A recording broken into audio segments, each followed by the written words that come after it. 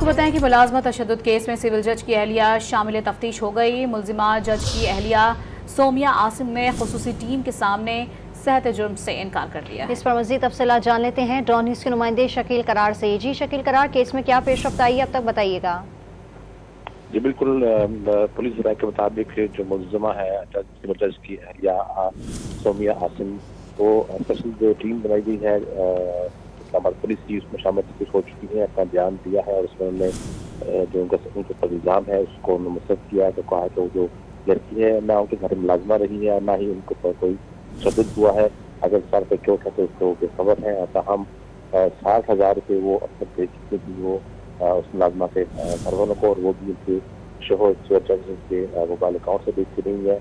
Police ने उनके बयान को जो है वो पहली तौर में मांग लिया है और कहा है कि आप 1-2 रोज में पहली तौर पर अपना बयान खुसूसी टीम के सामने जमा कराएं। बहुत शुक्रिया आपका शकील करार।